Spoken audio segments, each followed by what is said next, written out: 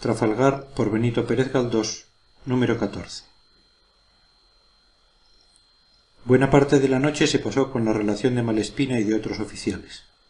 El interés de aquellas narraciones me mantuvo despierto y tan excitado que ni aun mucho después pude conciliar el sueño. No podía apartar de mi memoria la imagen de Churruca tal y como le vi bueno y sano en casa de doña Flora. Y en efecto, en aquella ocasión me había causado sorpresa la intensa tristeza que expresaba el semblante del ilustre marino, como si presagiara su doloroso y cercano fin. Aquella noble vida se había extinguido a los 44 años de edad, después de 29 de honrosos servicios en la armada, como sabio, como militar y como navegante, pues todo lo era Churruca, además de perfecto caballero. En estas y otras cosas pensaba yo, cuando al fin mi cuerpo se rindió a la fatiga y me quedé dormido al amanecer del 23, habiendo vencido mi naturaleza juvenil a mi curiosidad. Durante el sueño, que debió de ser largo y no tranquilo, antes bien agitado por las imágenes y pesadillas propias de la excitación de mi cerebro, sentía el estruendo de los cañones, las voces de la batalla, el ruido de las agitadas olas. Al mismo tiempo soñaba que yo disparaba las piezas, que subía a la arboladura, que recorría las baterías alentando a los artilleros y hasta que mandaba la maniobra en el alcázar de popa como un almirante. Excuso decir que en aquel reñido combate forjado dentro de mi propio cerebro derroté a todos los ingleses habidos y por haber con más facilidad que si sus barcos fueran de cartón y de miga de pan sus balas. Yo tenía bajo mi insignia como unos 1000 navíos, mayores todos que el Trinidad, y se movían a mi antojo con tanta precisión como los juguetes con que mis amigos y yo nos divertíamos en los charcos de la caleta. Mas al fin todas estas glorias se desvanecieron, lo cual, siendo como eran puramente soñadas, nada tiene de extraño cuando vemos que también las reales se desvanecen. Todo se acabó cuando abrí los ojos y advertí mi pequeñez, asociada con la magnitud de los desastres a que había asistido. Pero, cosa singular, despierto, sentí también cañonazos. Sentí el espantoso rumor de la refriega y gritos que anunciaban una gran actividad en la tripulación. Creí soñar todavía. Me incorporé en el canapé donde había dormido, atendí con todo cuidado, y en efecto un atronador grito de «¡Viva el rey!» hirió mis oídos, no dejándome duda de que el navío Santa Ana se estaba batiendo de nuevo. Salí fuera y pude hacerme cargo de la situación. El tiempo había calmado bastante. Por Barlovento se veían algunos navíos desmantelados, y 2 de ellos ingleses hacían fuego sobre el Santa Ana, que se defendía al amparo de otros 2, un español y un francés. No me explicaba aquel cambio repentino en nuestra situación de prisioneros.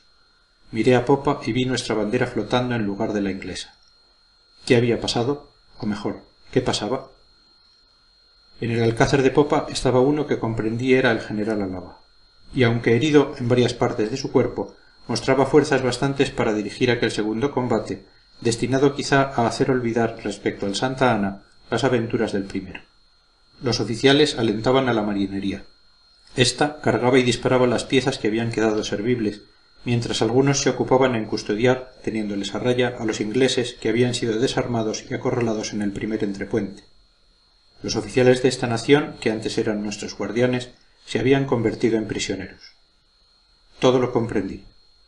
El heroico comandante del Santa Ana, don Ignacio M. de Álava, viendo que se aproximaban algunos navíos españoles salidos de Cádiz, con objeto de represar los buques prisioneros y salvar la tripulación de los próximos a naufragar, se dirigió con lenguaje patriótico a su abatida tripulación. Esta respondió a la voz de su jefe con un supremo esfuerzo. Obligaron a rendirse a los ingleses que custodiaban el barco, enarbolaron de nuevo la bandera española, y el Santa Ana quedó libre, aunque comprometido en nueva lucha, más peligrosa quizá que la primera. Este singular atrevimiento, uno de los episodios más honrosos de la jornada de Trafalgar, se llevó a cabo en un buque desarbolado, sin timón, con la mitad de su gente muerta o herida, y el resto en una situación moral y física enteramente lamentable. Preciso fue, una vez consumado aquel acto, arrostrar sus consecuencias. 2 navíos ingleses, también muy mal parados, hacían fuego sobre el Santa Ana. Pero éste era socorrido oportunamente por el Asís, el Montañés y el Rayo, 3 de los que se retiraron con Gravina el día 21 y que habían vuelto a salir para rescatar a los apresados.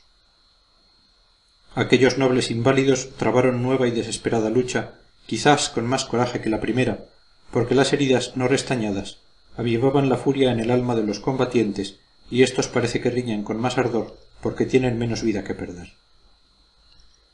Las peripecias todas del terrible día 21 se renovaron a mis ojos. El entusiasmo era grande, pero la gente escasa, por lo cual fue preciso duplicar el esfuerzo. Sensible es que hecho tan heroico no haya ocupado en nuestra historia más que una breve página, si bien es verdad que junto al gran suceso que hoy se conoce con el nombre de combate de Trafalgar, estos episodios se achican y casi desaparecen como débiles resplandores en una horrenda noche. Entonces presencié un hecho que me hizo derramar lágrimas. No encontrando a mi amo por ninguna parte y temiendo que corriera algún peligro, bajé a la primera batería y le hallé ocupado en apuntar un cañón. Su mano trémula había recogido el botafuego de las de un marinero herido, y con la debilitada vista de su ojo derecho buscaba el infeliz el punto a donde quería mandar la bala. Cuando la pieza se disparó, se volvió hacia mí, trémulo de gozo, y con voz que apenas pude entender me dijo: «Ah, ahora Paca no se reirá de mí. Entraremos triunfantes en Cádiz». En resumen, la lucha terminó felizmente porque los ingleses comprendieron la imposibilidad de represar al Santa Ana, a quien favorecían, a más de los 3 navíos indicados, otros 2 franceses y una fragata que llegaron en lo más recio de la pelea. Estábamos libres de la manera más gloriosa, pero en el punto en que concluyó aquella hazaña comenzó a verse claro el peligro en que nos encontrábamos, pues el Santa Ana debía ser remolcado hasta Cádiz a causa del mal estado de su casco. La fragata francesa Temis echó un cable y puso la proa al norte, pero qué fuerza podía tener aquel barco para remolcar otro tan pesado como el Santa Ana, y que sólo podía ayudarse con las velas desgarradas que quedaban en el palo del trinquete. Los navíos que nos habían rescatado, esto es, el Rayo, el Montañés y el San Francisco de Asís, quisieron llevar más adelante su proeza y forzaron de vela para rescatar también al San Juan y al Bahama, que iban marinados por los ingleses. Nos quedamos, pues, solos, sin más amparo que el de la fragata que nos arrastraba, niño que conducía un gigante. ¿Qué sería de nosotros si los ingleses, como era de suponer, se reponían de su descalabro y volvían con nuevos refuerzos a perseguirnos? En tanto, parece que la providencia nos favorecía, pues el viento, propicio a la marcha que llevábamos, impulsaba a nuestra fragata, y tras ella, conducido amorosamente, el navío se acercaba a Cádiz. 5 leguas nos separaban del puerto. ¡Qué indecible satisfacción!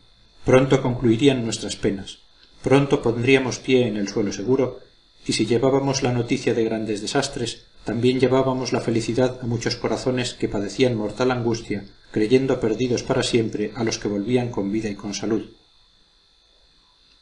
La intrepidez de los navíos españoles no tuvo más éxito que el rescate del Santa Ana, pues les cargó el tiempo y tuvieron que retroceder sin poder dar caza a los navíos ingleses que custodiaban al San Juan, al Bahama y al San Ildefonso. Aún distábamos 4 leguas del término de nuestro viaje cuando los vimos retroceder. El vendaval había arreciado y fue opinión general a bordo del Santa Ana que si tardábamos en llegar pasaríamos muy mal rato. Nuevos y más terribles apuros. Otra vez la esperanza perdida a la vista del puerto, y cuando unos cuantos pasos más sobre el terrible elemento nos habrían puesto en completa seguridad dentro de la bahía. A todas estas se venía la noche encima con malísimo aspecto. El cielo, cargado de nubes negras, parecía haberse aplanado sobre el mar, y las exhalaciones eléctricas que lo inflamaban con breves intervalos daban al crepúsculo un tinte pavoroso. La mar, cada vez más turbulenta, furia aún no aplacada con tanta víctima, bramaba con ira, y su insaciable voracidad pedía mayor número de presas. Los despojos de la más numerosa escuadra que por aquel tiempo había desafiado su furor juntamente con el de los enemigos no se escapaban a la cólera del elemento, irritado como un dios antiguo, sin compasión hasta el último instante, tan cruel ante la fortuna como ante la desdicha.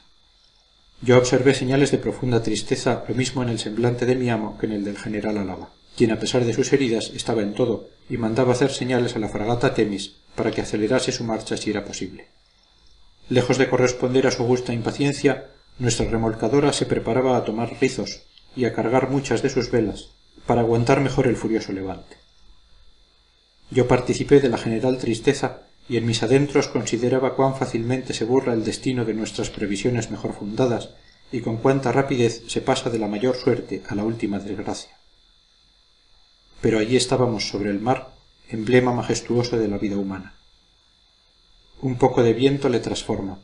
La ola mansa que golpea el buque con blando azote se trueca en montaña líquida que le quebranta y le sacude.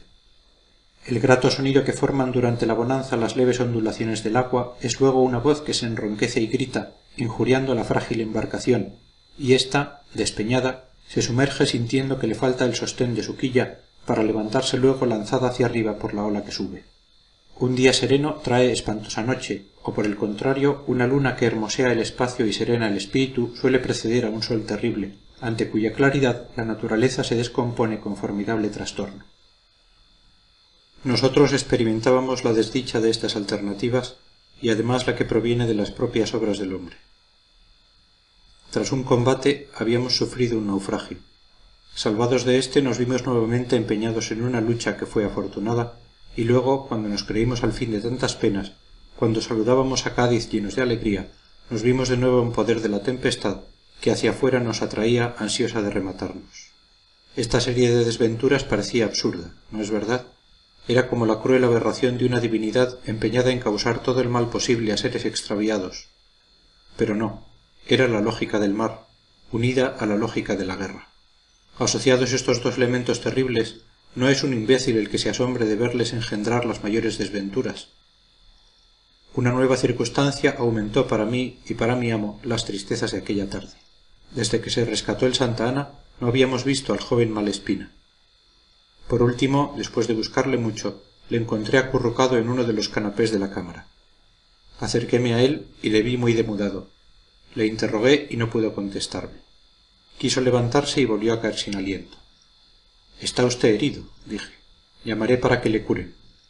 «No es nada», contestó. «¿Querrás traerme un poco de agua?»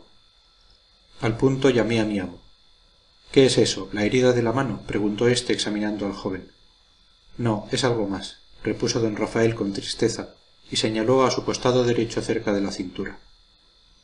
Luego, como si el esfuerzo empleado en mostrar su herida y en decir aquellas pocas palabras fuera excesivo para su naturaleza debilitada, y quedó sin habla ni movimiento por algún tiempo.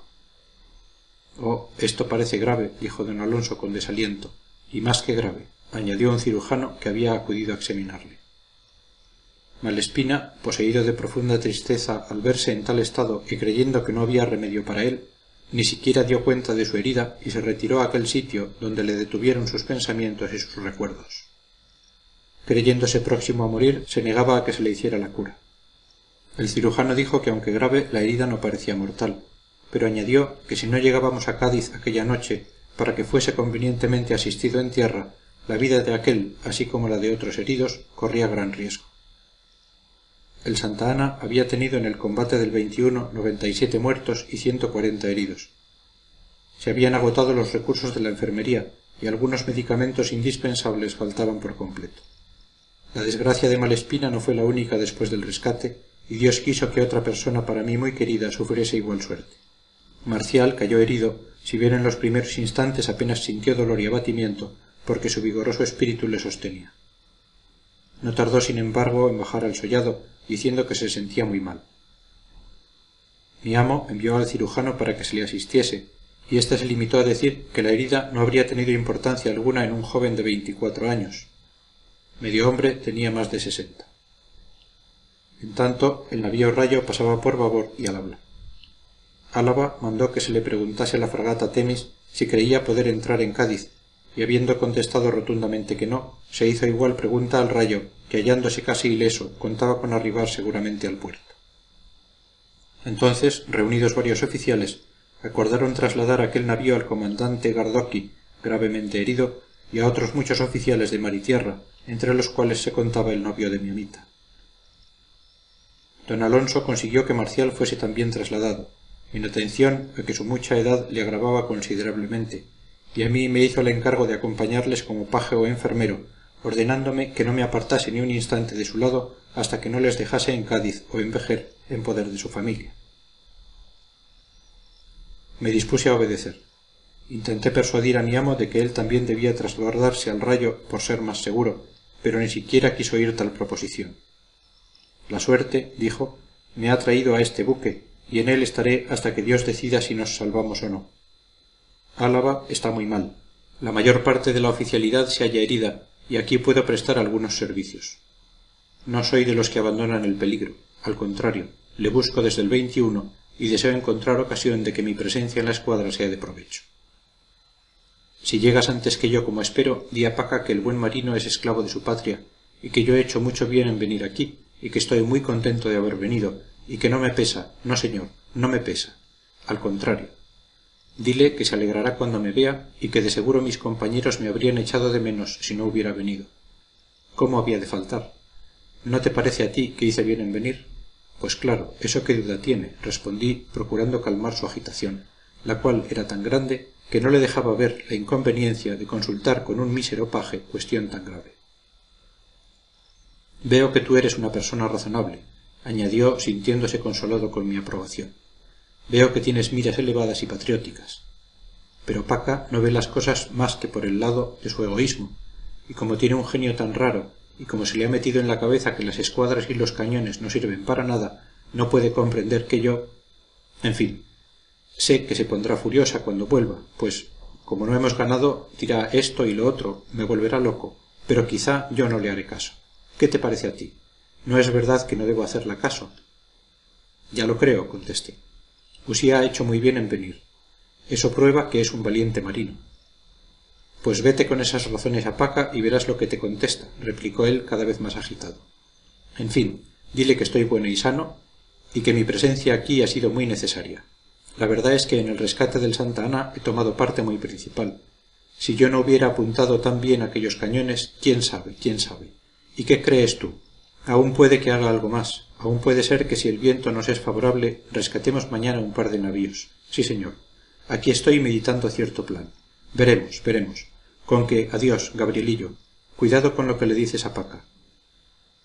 No, no me olvidaré. Ya sabrá que si no es por Usía, no se represa el Santa Ana, y sabrá también que puede ser que a lo mejor nos traiga a Cádiz 2 docenas de navíos. 2 docenas no, hombre, dijo. Eso es mucho. 2 navíos o quizá 3. En fin, yo creo que he hecho muy bien en venir la escuadra. Ella estará furiosa y me volverá loco cuando regrese, pero yo creo, lo repito, que he hecho muy bien en embarcarme. Dicho esto, se apartó de mí. Un instante después le vi sentado en un rincón de la cámara. Estaba rezando y movía las cuentas del rosario con mucho disimulo, porque no quería que le vieran ocupado en tan devoto ejercicio. Yo presumí por sus últimas palabras que mi amo había perdido el seso, y viéndole rezar me hice cargo de la debilidad de su espíritu, que en vano se había esforzado por sobreponerse a la edad cansada, y no pudiendo sostener la lucha, se dirigía a Dios en busca de misericordia. Doña Francisca tenía razón. Mi amo, desde hace muchos años, no servía más que para rezar.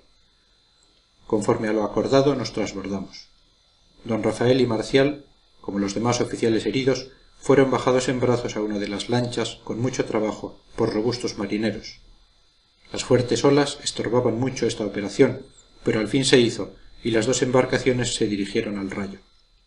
La travesía de un navío a otro fue malísima, mas al fin, aunque hubo momentos en que a mí me parecía que la embarcación iba a desaparecer para siempre, llegamos al costado del Rayo, y con muchísimo trabajo subimos la escala.